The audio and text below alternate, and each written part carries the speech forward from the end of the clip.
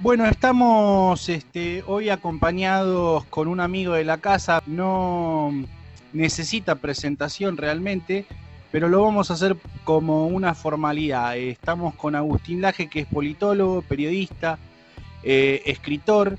Nació en Córdoba en el 89 y lleva publicados 5 libros, entre ellos el gran éxito El libro negro de la nueva izquierda, y ha participado en grandes medios como La Prensa, Infobae. ¿Qué haces, Agustín? ¿Cómo estás? Hola Martín, ¿cómo estás? Bueno, un gusto volver a dialogar con vos después de algún tiempo. Allá cuando hacíamos estas notas, ni bien empezaba toda esta resistencia, ¿no? Que ahora ha tomado un color mucho más interesante. Así que, como te digo, gracias por el diálogo. No, no, gracias a vos por la deferencia siempre, también a la gente que te rodea, a los chicos de Fundación Libre, a Nicolás, que siempre que pueden nos dan una mano y están disponibles. Sí, sí, sí, estamos a full trabajando en esta lucha cultural. Yo en este momento en verdad estoy en España, haciendo un máster en filosofía.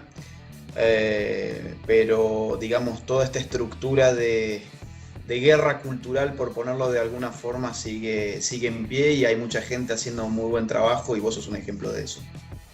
Bueno, muchísimas gracias. Bueno, casi me contestás la primera pregunta que tenía para saber qué estabas haciendo en España. Este, Sí, Contame un poco más. es un máster en filosofía. Lo tenía planificado desde principios de año, ya lo venía pensando desde el año pasado, en verdad, pero lo terminé de definir a principios de este año, así que voy a estar posiblemente hasta junio más o menos acá haciendo este máster, con una agenda muy dedicada a la universidad.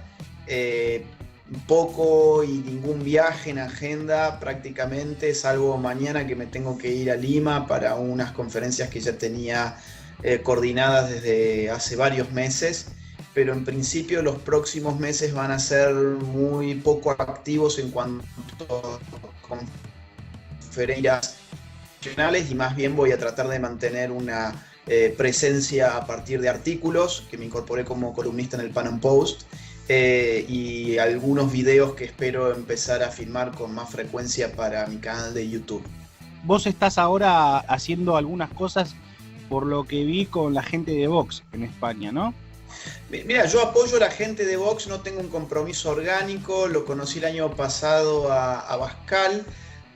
Conozco gente que está desde los primeros momentos en Vox y que son grandes amigos míos como Alicia Rubio, pero yo no formo parte de Vox, digamos. Pero obviamente los apoyo, me encantaría que en Argentina tuviéramos un Vox.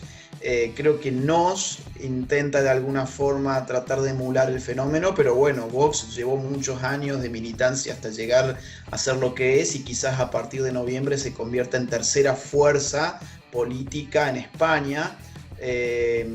Parece que Ciudadanos va a bajar algunos peldaños y va a subir Vox. Lo que está pasando en Cataluña es funcional políticamente a la retórica de Vox, al tipo de gente que sigue a Vox, que está de alguna forma enervada con todos estos asuntos. Bueno, cada vez es más, así que políticamente creo que vienen buenos tiempos para esta fuerza política, pero además yo estoy también muy vinculado con Hazte Oír, haciendo algunas conferencias, algunos talleres, reuniones con jóvenes en Madrid, o sea que digamos, sigo haciendo de las mías dentro de lo posible, porque a un 95% te diría que estoy abocado en este momento a los estudios de filosofía.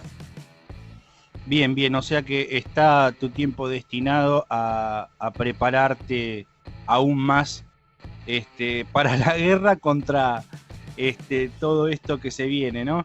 Esa es la Eh, idea. bueno, nadie mejor que vos para explicarnos brevemente qué está pasando en Chile, qué está pasando en Ecuador, en Venezuela. Bueno, a ver, vamos por partes. No sé cuán breve puedo ser con un tema tan complejo. Acá hay varias variables a tener en consideración.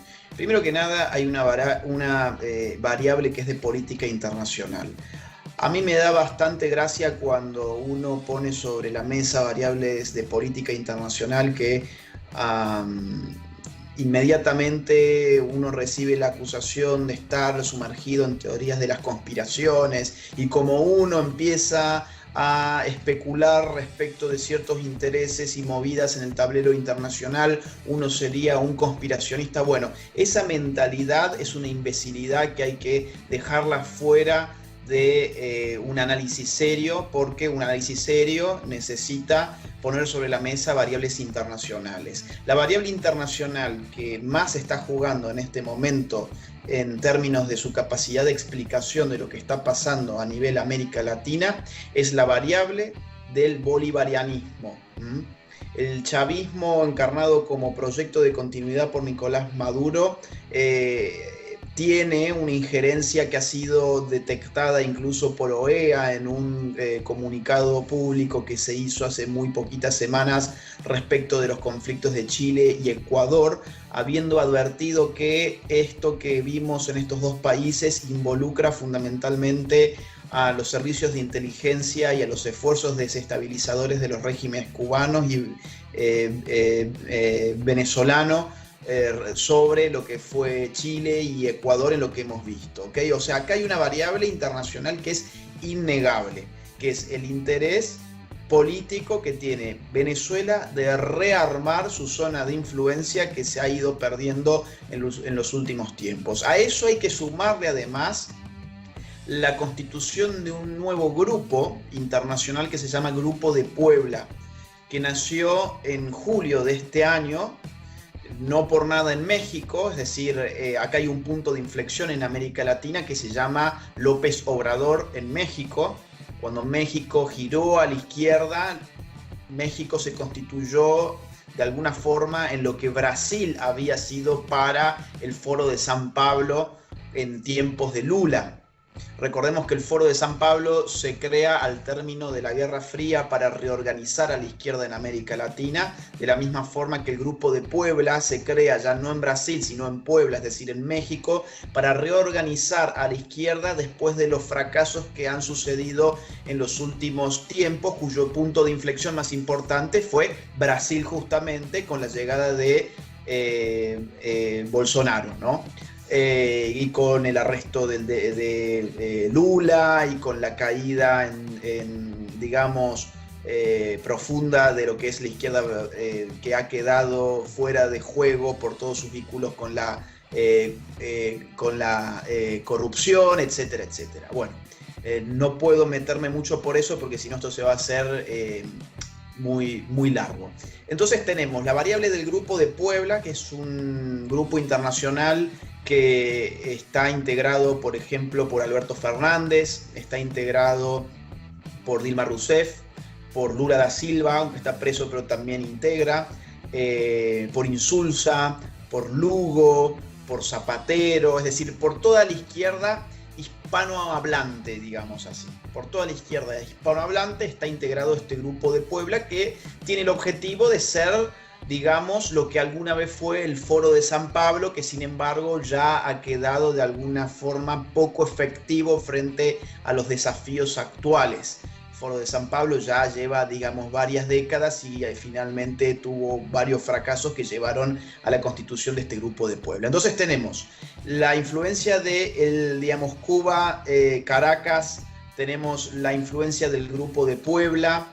Cuando uno ve la victoria de Alberto Fernández, va a ver allí mismo en el búnker a distintas caras que son todos dirigentes del Grupo de Puebla. O sea, la variable internacional es clarísima, es clarísima. Lo que ha pasado en Chile no ha sido algo espontáneo, justamente su fortaleza es hacerle creer a la gente que esto tiene espontaneidad. Su fortaleza es hacerle creer a la gente que esto es algo transversal, que ocupa el interés de todos los chilenos sin ninguna distinción ideológica, política. No, esto está claramente comandado por la izquierda, porque el objetivo de la desestabilización del gobierno chileno tiene que ver con la modificación de la Constitución de Chile. Y eso es clarísimo, en la medida en que las reformas que llevó adelante Sebastián Piñera no generaron el efecto de desarticular esas manifestaciones delincuenciales, sino que esas manifestaciones delincuenciales siguen todavía activas porque lo que están pidiendo es un cambio de sistema, no una reforma política, no una reforma económica a un nivel superficial, sino una reforma de fondo. Y las reformas de fondo se llaman reformas constitucionales. Entonces tenemos también el caso de Bolivia, con el fraude que se consumó hace una semana más o menos,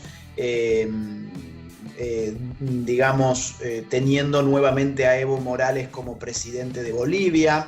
Tenemos el caso argentino, tenemos el caso mexicano, tenemos el caso de Chile, tenemos el caso de Ecuador. Bueno, digamos, la izquierda está volviendo a armarse en América Latina.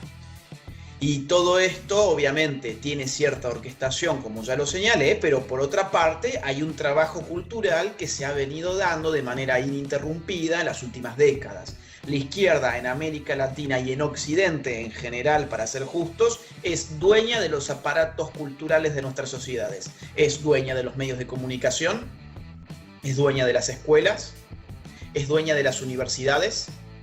La izquierda hoy maneja la cultura en todas nuestras sociedades y las revoluciones culturales se caracterizan por dar frutos en la medida en que se termina el adoctrinamiento sobre la generación que viene. Es decir, esto lleva tiempo. Yo tengo una generación que hoy tiene, por ejemplo, 10 años de edad. Bueno, esa generación va a estar lista de acá a 10 años más para poder tenerlas en la calle incendiando una ciudad porque resulta que no les gusta el tipo de país en el que viven y en vez de hacer los cambios tal como se dan en la democracia, bueno, hay que reventar todo, como en Chile, por ejemplo. Yo he ido a Chile. En Chile la educación está tomada por la izquierda. Yo he dado charlas en colegios para chicos de clases medias altas, de clases altas, que ya habían sido adoctrinados por los partidos de izquierdas más radicales, que ya habían ido antes que yo a dar sus charlas allí, a explicarles las teorías de Antonio Gramsci, como fue el caso de Boric y de Jackson. Yo he ido también a Chile a dar charlas en universidades. Chile fue el lugar, por ejemplo, que más me censuró a mí en universidades.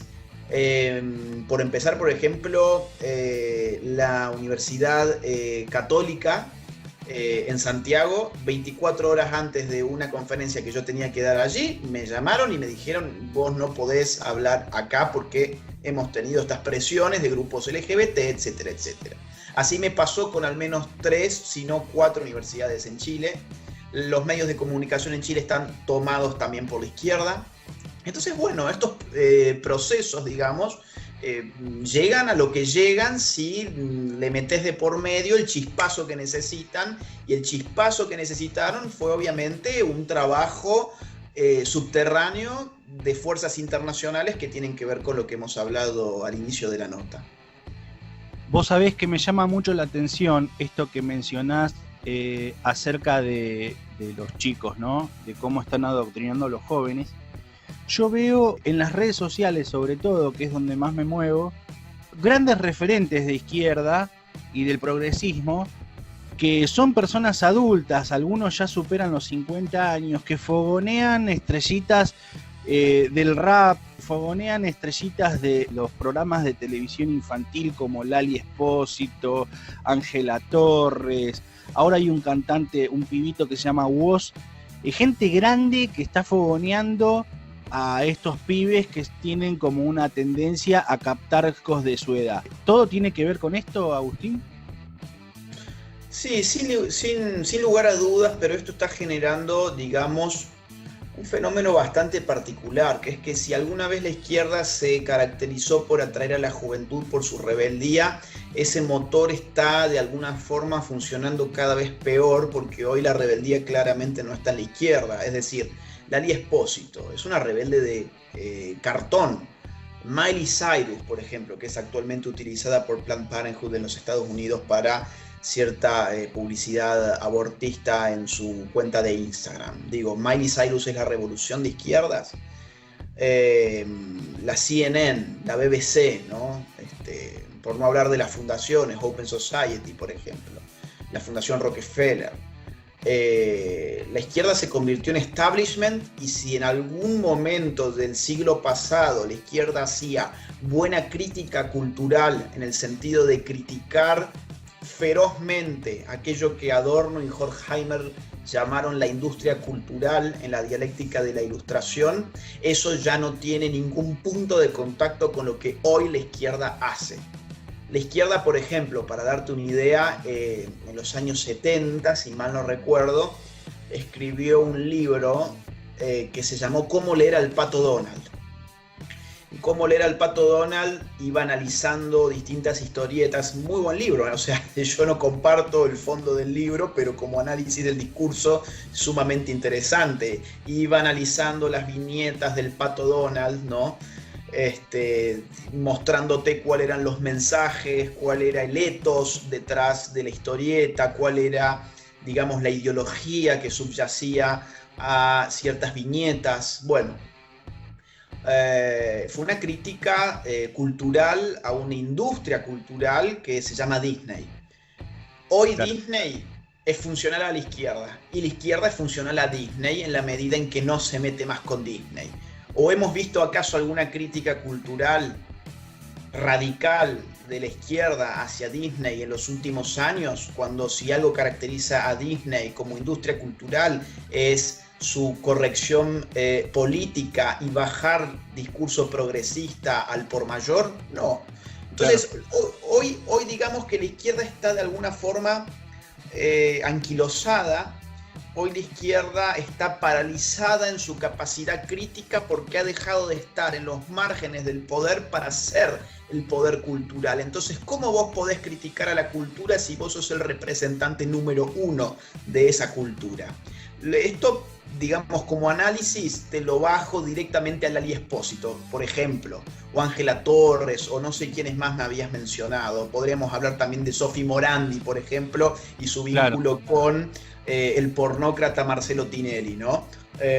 Digo, que pasó de cortar tangas en vivo a sensibilizarse con el movimiento feminista. Bueno, esto es posible solamente entendido bajo un análisis serio sobre cómo se construye el poder cultural. Y como el poder cultural hoy está hegemonizado por la izquierda no va a atacar a los detentadores de ese poder cultural. Al revés, los va a utilizar. Por eso es que va a utilizar a Sofi Morandi, va a utilizar a Jorge Rial, que pasó de ser el misógino número uno de la Argentina a hacerse claro. un curioso tatuaje de Eva Perón con un pañuelo verde, cuando todos sabemos muy bien, o todos no, digamos, los que nos hemos tomado la labor de estudiar un poquito de historia argentina, sabemos muy bien que Eva Perón ni fue feminista, ni fue abortista, sino todo lo contrario. Todo lo contrario, claro. Hablaba de las mujeres feministas en términos más despectivos de los que yo pueda hablar. Entonces la industria cultural hoy está en manos de la izquierda, y la izquierda no va a hacer una crítica sobre sí misma, va a seguir utilizando esa industria cultural para su propio beneficio. Clarísimo. ¿Qué lectura haces del triunfo del kirchnerismo en Argentina? Bueno, era algo esperable. A ver, ¿era esperable desde cuándo, mejor dicho? Era esperable desde las PASO. Y yo creo que hay que poner en cuestión el tema de las PASO, ¿no? Digo, no es el objetivo de las PASO dirimir hacia adentro de los partidos en el sentido de contraponer dos figuras partidarias para ver quién va a ser finalmente el candidato de una fórmula. No es la intención, por ejemplo, no sé, haber hecho una interna entre, digamos, Alberto Fernández y Scioli, no sé, qué sé yo. Bueno, ese era lo que entre Macri y Vidal, por ejemplo. Digo, el espíritu de las PASO supuestamente es ese. Es hacer un filtro democrático para dirimir las cuestiones internas de los partidos o de las coaliciones políticas. Bueno, eso no fue lo que cumplió las PASO este año. Digo, lo único que hizo las PASO este año fue simplemente oficiar de una gran encuesta nacional, pagada por todos los argentinos. La encuesta nacional más cara del mundo. La encuesta nacional más cara del mundo, que además ya te condiciona lo que es la elección real, ¿no? Porque claro, lo que te generó esa elección primaria fue una distancia abismal entre el primero y el segundo, siendo el segundo el oficialismo y el primero el kirchnerismo, y eso te generó, digamos, una profundización de la crisis económica que políticamente repercutía todavía peor sobre aquel que estaba en el segundo lugar. Entonces, las consecuencias de una primaria, son enormes para lo que se supone que deben ser las primarias. Entonces nosotros sabíamos muy bien, todo el mundo lo sabía, que el kirchnerismo iba a ganar en primera vuelta.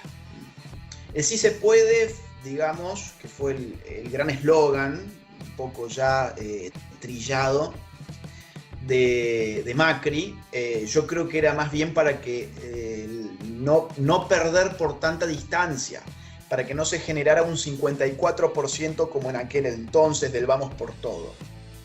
Y afortunadamente, como Macri sacó más de lo que se esperaba que iba a sacar, porque su remontada fue muy importante, y Alberto Fernández no pudo crecer mucho más respecto de lo que ya había sacado en las PASO, gracias a eso mismo no detentan o no van a detentar en breve el poder absoluto de lo que ya no podemos llamar de todas formas la República Argentina, lo que podemos llamar en todo caso el Estado, nada más.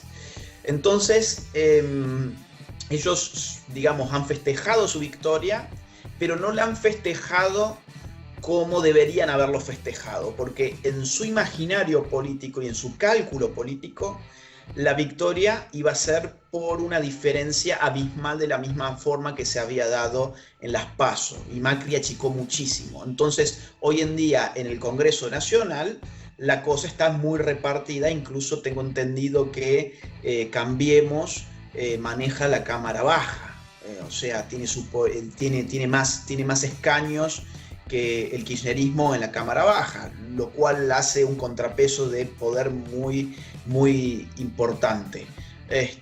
No sé si Macri tiene la psicología política para poder liderar la oposición. Yo lo veo muy cansado, agotado, derrotado.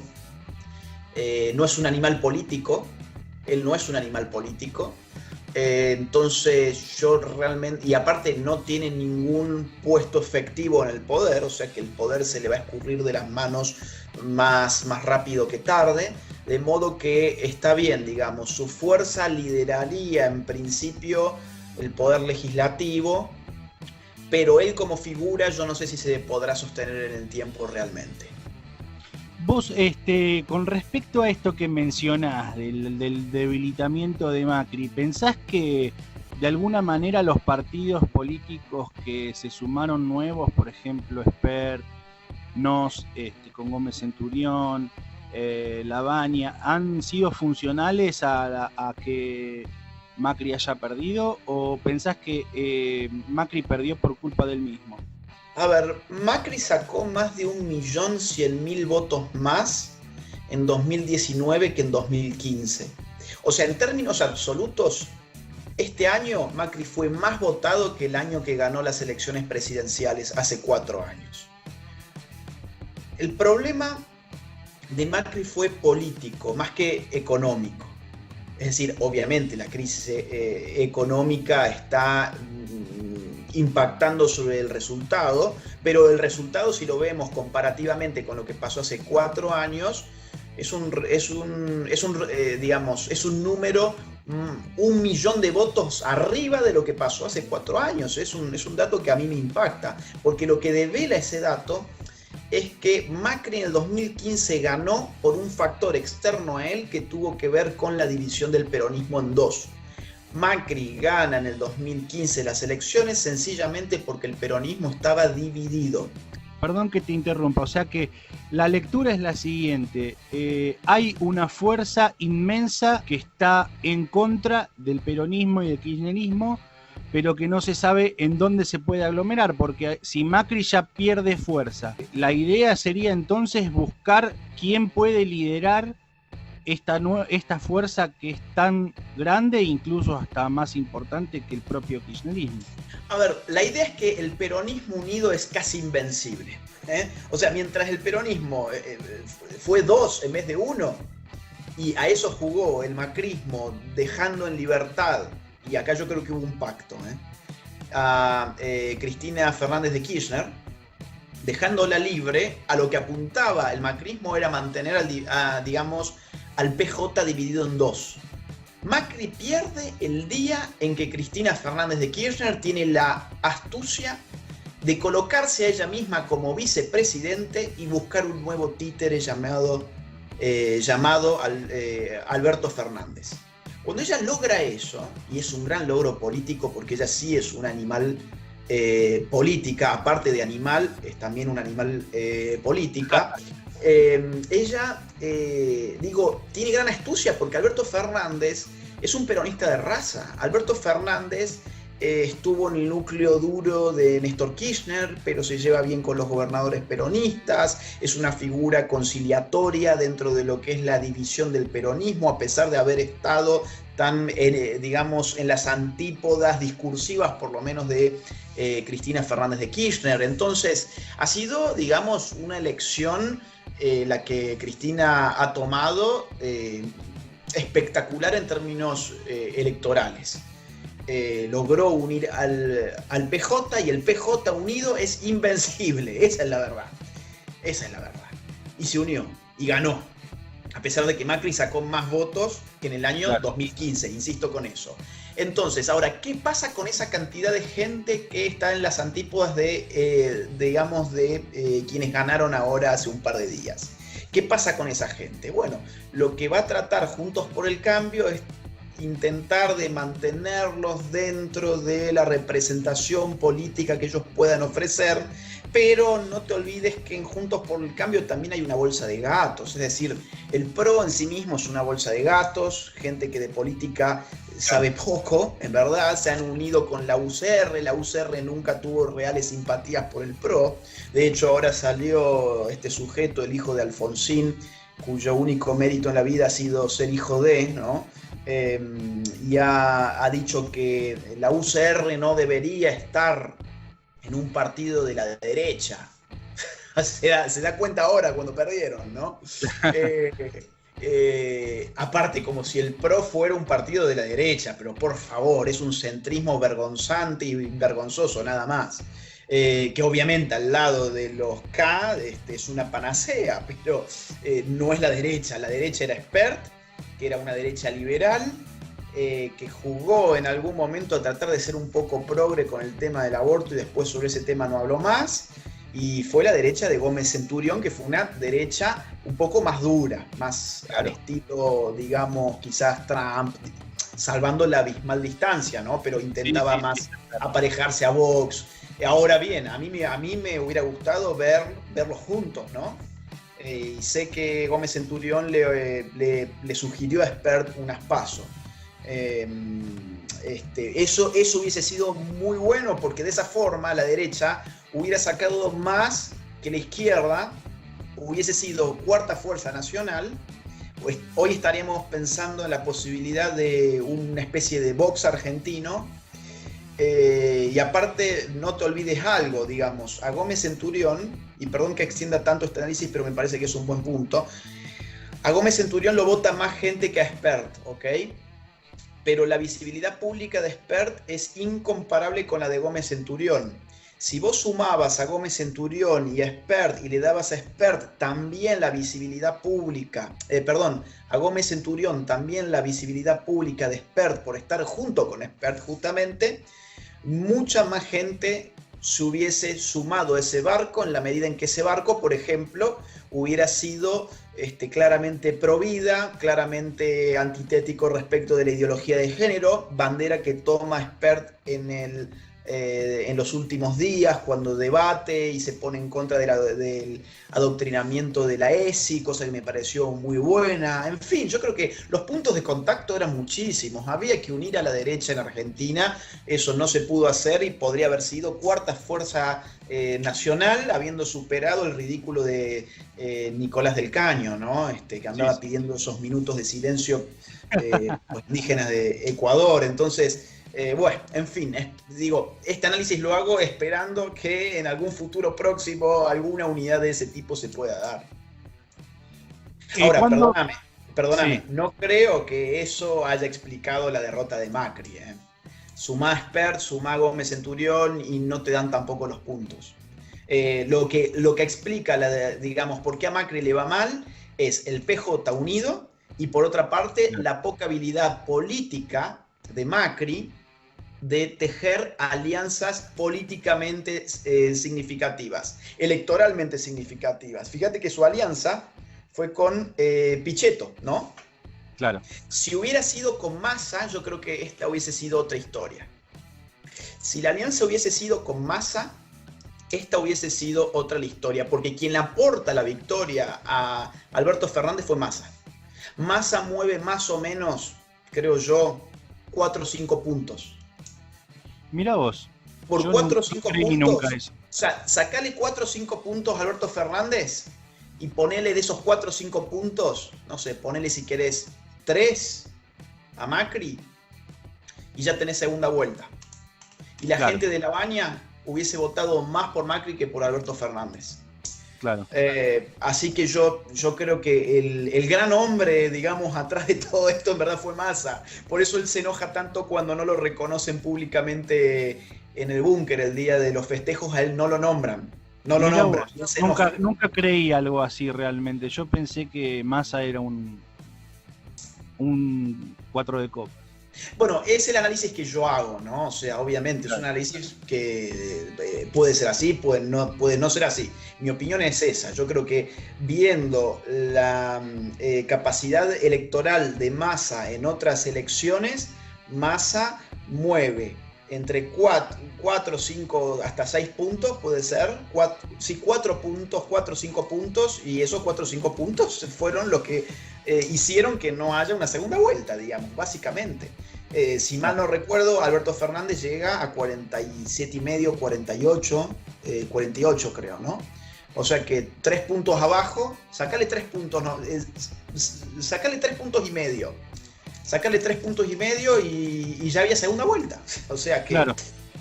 Massa fue una pieza estratégica que Macri tendría que haber tenido a su lado, pero eligió otra cosa, ¿no? Con este análisis que vos hacés del error que cometieron tanto Espert como Gómez Centurión de no buscar una alianza, ya que estamos y soñar no cuesta nada, ¿podemos pensar en un Agustín Laje en la política? A mí me han ofrecido varias veces, de ambos espacios, no directamente Espert, pero sí la gente que estaba trabajando con Espert en Córdoba y Gómez Centurión, obviamente, él directamente me ofreció, pero yo tenía planificado este viaje de estudios a España, así que iba a ser muy imprudente sumarme a algo así. De todas formas, yo nunca he sido muy amigo de la política como práctica, ¿no?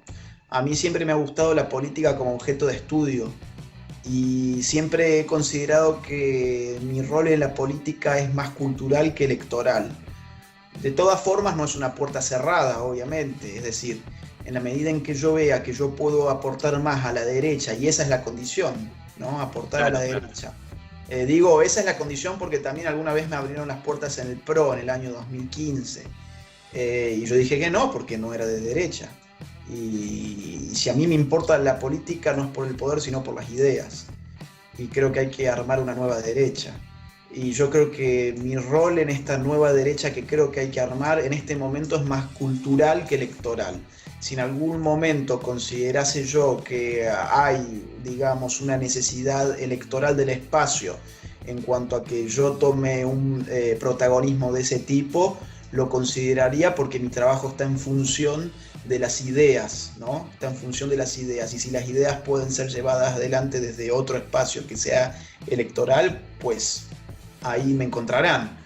Actualmente yo creo que mi labor pasa más por escribir libros, artículos, dar conferencias, no anclarme a una nación, ¿no? O sea, no estar anclado con un trabajo de lleno en la Argentina, sino el no tener jefe justamente es lo que a mí me permite estar hoy en Argentina, mañana en Perú, pasado mañana en Chile, la semana próxima en México, estar haciendo giras en todos lados y llevando, digamos, estas ideas que estaban tan ausentes y que afortunadamente en los últimos años han revivido en un sentido generacional.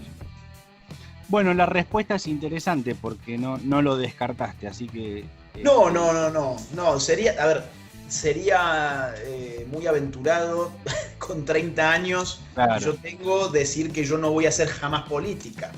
Claro. Yo nunca hice política, no está entre mis intereses, solamente la política sería un medio para llevar mis intereses a una instancia superior, y mis intereses son que la derecha exista como tal en América Latina en general. En Argentina en primer lugar, porque soy argentino, pero en América Latina como tal. Y yo me alegro cada vez que en América Latina pasa algo con la derecha que veo que crece. Y me apeno mucho cuando veo que no. Últimamente me apeno más de lo que me alegro, pero mi última gran alegría fue con Bolsonaro, obviamente. Así que bueno, así estamos, ¿no? Bueno, para descomprimir un poco y ir terminando, porque sé que tenías un montón de cosas para hacer, vamos a poner un poco de tintes de colores a esto. El otro día te vi tuiteando algo muy gracioso acerca del hijo de Fernández, alias Dizzy, y en ningún momento vos mencionaste su sexualidad, y más de 100 comentarios te acusaban de homofóbico solo por criticarlo. Esta reacción no te sorprende, ¿verdad? A ver, no me sorprende porque no me sorprende que la gente sea imbécil. Estoy acostumbrado a los imbéciles. Y hay que ser imbécil para, digamos, interpretar de un video de un chico que no puede hilar dos palabras juntas porque no cuenta con más de dos palabras en su vocabulario, que mi crítica viene por su sexualidad, siendo que además la que estaba a su lado era su novia, hasta donde entiendo yo, por lo menos. Además, hasta donde entiendo yo, y hasta donde se había dicho, es decir, vi alguna nota que alguna vez a él le han hecho, él tiene novia, él supuestamente, no sé si es heterosexual o si es bisexual, sé que tiene novia, sé que es drag queen, pero en ningún momento yo hice ninguna referencia a eso. Me parece un horror, ¿eh? O sea, eso del drag queen y qué sé yo tengo mi valoración estética y me parece desagradable, pero yo en el tweet no hice ningún comentario sobre eso. De hecho, no me interesa sus gustos sexuales. Lo que me daba en cierta forma gracia era la incapacidad intelectual y sobre todo lingüística de articular un discurso respecto de sus sentimientos en el momento en el que su padre se consagra como el próximo presidente de la Argentina. Sí, tipo, sí. Viste, estaba tipo, la verdad es que tipo, no sé, lo que siento es tipo, parecía Diego Maradona, ¿no? O sea, parecía Diego Maradona con algunos años antes y con menos droga en el cerebro. A ver, yo pensaba que mi crítica era obvia. Ahora, si al tipo le gustan los hombres, cosa que hasta donde yo entiendo, no porque estaba con su novia al lado, hasta donde yo entiendo, insisto, porque de esta gente nunca se sabe muy bien, eso a mí me tiene sin cuidado. ¿Qué me importa?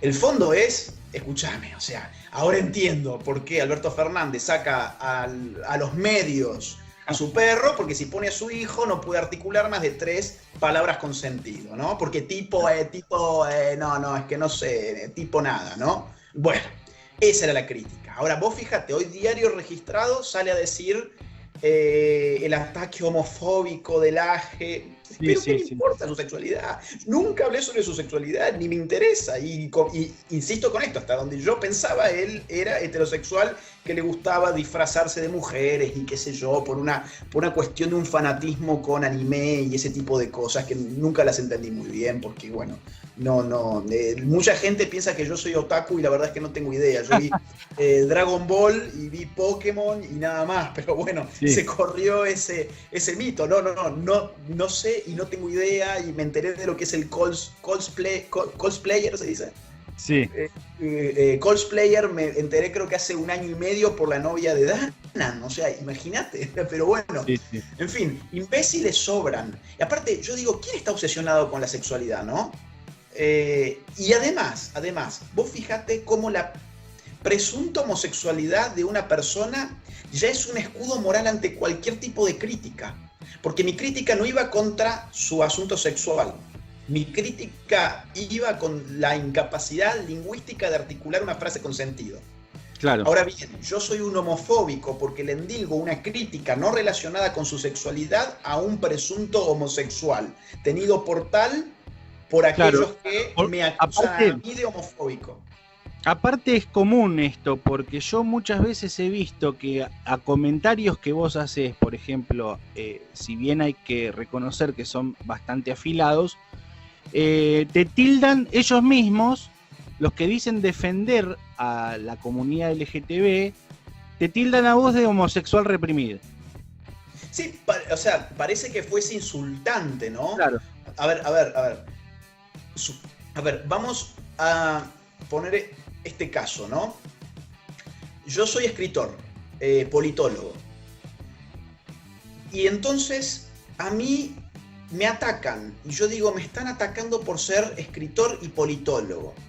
Entonces, o veo que alguien lo atacan en esos términos, ¿no?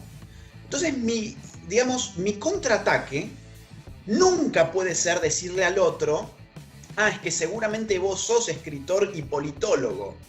Porque yo ya estoy dando por hecho que ser escritor y politólogo tiene una carga necesariamente disvaliosa. Y por eso adquiere un carácter, insisto, insultante, ¿no?